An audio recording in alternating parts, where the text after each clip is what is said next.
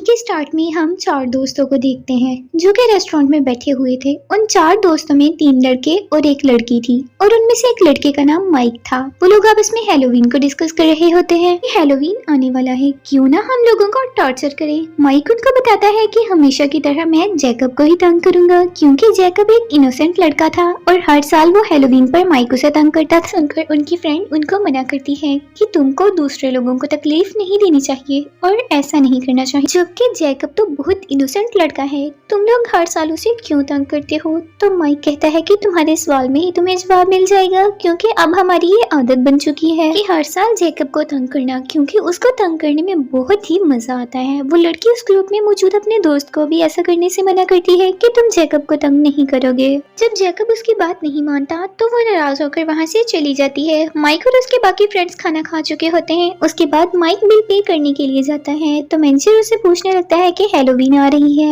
तुम लोगों ने हैलोवीन के लिए क्या प्लान्स किए हैं। तो माइक मैनेजर को कहता है कि हम एक लड़के को बहुत ही बुरी तरह तंग करने वाले हैं जिससे हमें बहुत मजा आएगा। तो मैनेजर भी उस बात में अपना इंटरेस्ट शेयर करता है, कहता है कि मैं तुमसे जानना चाहता हूँ और देखना चाहता हूँ कि तुम लोग कैसे तंग करोगे। तो माइक मैनेजर को इनकार करते हुए कहता है कि ये मेरा और मेरे दोस्तों का प्लान है। मैनेजर उससे रिक्वेस्ट करने लग जाता है और आखिरकार माइक मैनेजर को अपने साथ ले जाकर जैकब को तंग करने वाले प्लान में शामिल कर लेता है। इसके बाद हमें जैकब के बारे में दिखाया जाता है कि जैकब कौन था और क्या करता था। जैकब एक मेंटल बॉय था जिसका दिमाग ठीक से काम नहीं करता था और ना ही जैकब ज्यादा सोच सकता था। उसे कैंडीज खाना बहुत पसंद था और उसकी फेवरेट कैंडी कॉर्न कैंडी थी जिसे वो अपनी पंपकिन बास्केट में अपने साथ रखता था और एक फेस्टिवल में जाता है। वो उस फेस्टिवल में एक वर्कर के तौर पर काम कर रहा था। फेस्टिवल का ओनर जैकब से कहता है कि तुम अपनी पूरी लगन और मेहनत से यहाँ काम करना और याद रहे कि कोई भी ऐसी हरकत न करना जिससे तुम्हारी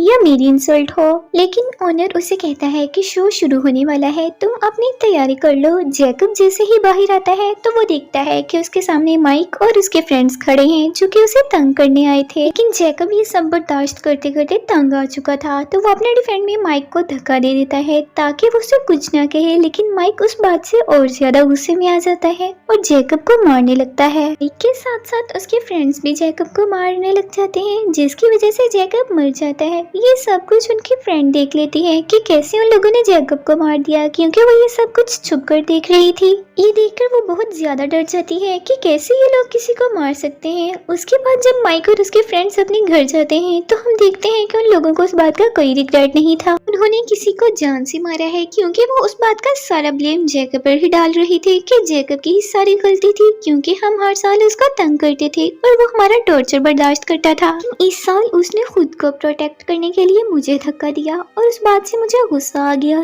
दूसरी तरफ और माइक की दोस्त को देखते हैं जो जैकब के लिए बहुत बुरा फील कर रही थी। जब फेस्टिवल में शो का ओनर देखता है कि जैकब को किसी ने मार दिया है तो उसे बहुत गुस्सा आता है। कोई भी मेरे वर्कर को ऐसे कैसे मार सकता है। लेकिन ओनर दिल का बहुत अच्छा इंसान था तो वो जैकब की बॉडी को उठाकर अंदर ले आता है और उसके फेस पर मास्क पहना देता है। उसके बाद वो एक रिचुअल करने लगता है जिससे जैकब की सोल उसकी बॉडी में दोबारा आ जाती है और जख्मी जैकब दोबारा जिंदा हो जाता है ताकि वो लोगों से बदला ले सके जिन्होंने जैकब को मारा है।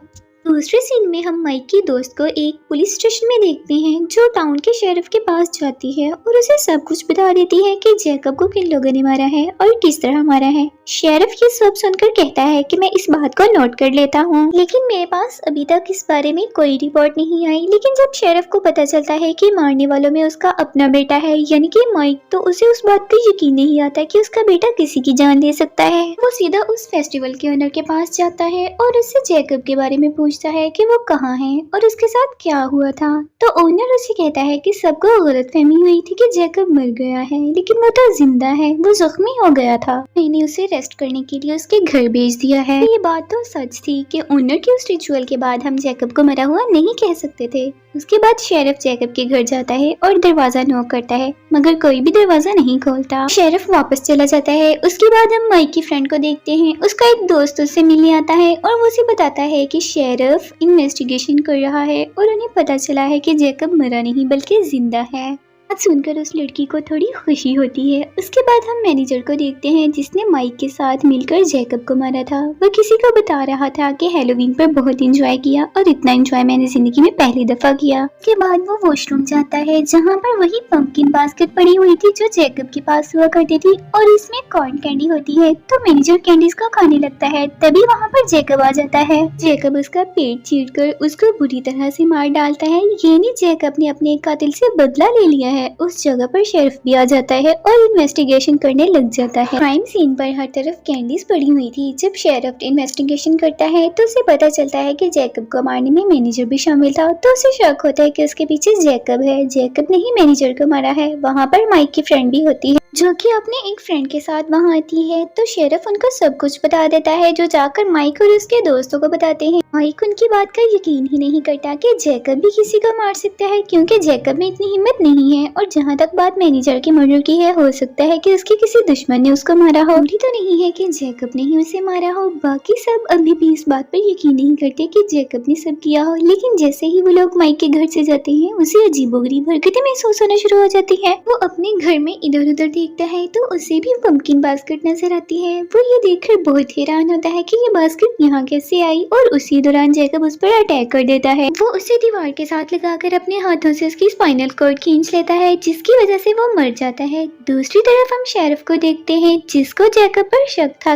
कि ये सारे के सारे मर्डर जैकब ही कर रहा है। तो वो दोबारा से उसके फेस्टिवल ऑनर के पास जाता है। तो वो ऑनर उससे कहता है कि मैंने आपको पहले भी बताया है कि जैकब जख्मी था और मैंने उसे अपने घर रेस्ट के लिए भेज दिया। अभी वो लोग ये बात कर ही रहे होते हैं कि एक और पुलिस ऑफिसर वहाँ आ जाता है और वो शेरिफ को बताता है कि माइक के एक और फ्रेंड का मर्डर हो गया है। जब शेरिफ वहाँ जाकर देखता है तो उसे वहाँ भी कैंडीज पड़ी हुई नजर आती हैं। ये देखकर शेरिफ का शक यकीन में बदल जाता है। तो वो जैकब के घर जाता है, लेकिन उसे वहाँ पर जैकब नहीं मिलता। जब शेरिफ उसके बेड के नीचे देखता है तो वहाँ से एक अजीब सी डेड बॉडी मिलती है जो बहुत ही पुरानी थी और वो डेड बॉडी जैकब की मदर की थी, लेकिन उस बॉडी के बाकी के मर्डर से कोई ताल्लुक नहीं था। उसके बाद शेरिफ खुद जैकब की तलाश में निकल जाता है और अपने बेटे माइक को घर में ही रहने का बोलता है, क्योंकि बाहर उसकी जिंदगी को खतरा है। शेरिफ उस शहर में होने वाले कार्निवल फेस्टिवल और इवेंट को रोक देता है और सबको अपने अपने घरों में रहने का बोलता है।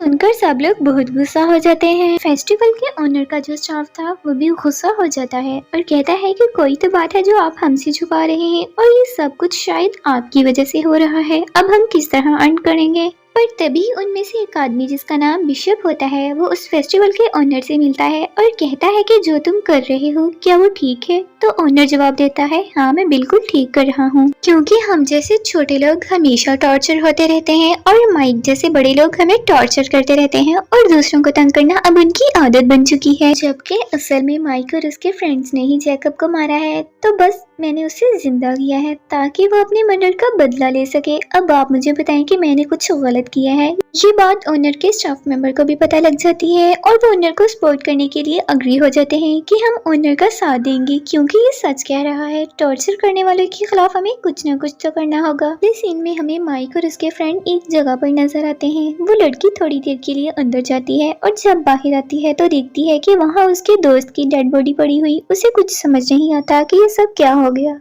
और उसी दौरान जैकब उसके पीछे आता है और उसकी जुबान बाहर खींच लेता है, जिसकी वजह से वो भी मर जाती है। उसी टाइम शेरिफ भी जगह आ जाता है जहाँ पर लड़की और उसका दोस्त था ये चेक करने के लिए कि उनमें से कोई जिंदा भी है। जब वो अंदर आ जाता है तो देखता है कि उनकी डेड बॉडीज वहाँ पड़ी हुई है। ये देखकर वहाँ सारी बात समझ आता है और अपने बेटे माइक को कॉल करता है और कहता है कि तुम्हारे सारे फ्रेंड्स मारे गए हैं, तुम मेरी बात मानो, तुम अपने घर के अंदर ही रहना, बाहर ना निकलना, क्योंकि जब तुम बाहर निकले जैकब तुम्हें भी मार देगा। ये बात सुनकर माइक को गुस्सा आ जाता है और अपने घर से निकलता है और फेस्टिवल वाली जगह पर पहुंच जाता है कि वहाँ के ओनर से पूछ सके आखिर तुम ये सब क्यों कर रहे हो। तभी ओनर का एक आदमी उसे मारकर बेहोश कर देता है। उसके बाद शेरिफ जब घर पहुंचता है और अपने बेटे को घर में ढूंढता है, लेकिन उसका बेटा वहाँ नहीं मिलता और अपने घर में फेस्टिवल के ओनर को देखता है तो वो ओनर से गन पॉइंट पर अपने बेटे के बारे में पूछता है कि वो कहाँ है। तभी उसके पीछे बिशप आता है और उस पर अटैक कर देता है और उसे बेहोश कर देता है। फिर ओनर एक चाकू से उसका गला उसकी बॉडी से अलग कर देता है, जिससे वो मारा जाता है। उसके बाद हम माइक को देखते हैं। जब उसे होश आता है तो देखता है कि उसको एक चेयर के साथ बांधा हुआ है, उसके आसपास कोई भी नहीं है। तभी वो उसे शेरिफ की गाड़ी को आते देखता है। वो अपने डैड की गाड़ी को देखकर खुश हो जाता है कि मेरे डैड मुझे बचाने के लिए आ गए हैं। लेकिन ये उसकी गलतफहमी थी, क्योंकि गाड़ी में तो उसके डैड नहीं थे, कि उसका सर गाड़ी के ऊपर था, कटा हुआ सर। जैसे देखकर माइक जोर जोर से चिल्लाने लगता है, क्योंकि अब वो भी जानता था कि अब वो भी मारा जाएगा, क्योंकि अब उसको बचाने के लिए उसका डैड भी नहीं आएगा। कि फिर उसके सामने जैकब आ जाता है, जो कि उसे बुरी तरह टॉर्चर करके मारने वाला था। तो वो उसके दोनों बाजू उसकी बॉडी से अलग कर देता है, फिर एक एक करके उसके सारे दांत निकाल देता है। वो उसे बहुत बुरी तरह से टॉर्चर करके मार देता है। अगले सीन में हम देखते हैं कि फेस्टिवल का ओनर किसी दूसरे शहर में अपना शो कर रहा होता है। वो वहाँ पर लड़की को एक नेकलेस देता है, जो कि माइक के दांतों से बनाया गया था। उसे जैकब के बारे में बता रहा होता है। तो वो लड़की ओनर की बात का यकीन नहीं करती कि जैकब कैसे जिंदा हो गया और लोगों को कैसे मार रहा है। तो वो कहता है कि कुछ लोग मासूम लोगों की बिला वजह जान ले लेते हैं, उन लोगों को सबक सिखाने के लिए। और जैकब को जिंदा किया गया है। मूवी के लास्ट में हम जैकब को देखते हैं, जो कि अपने घर में बैठा अपनी फेवरेट कैंडी कॉर्न्स खा रहा होता है। उसके साथ ही मूवी का दी एंड हो जाता है।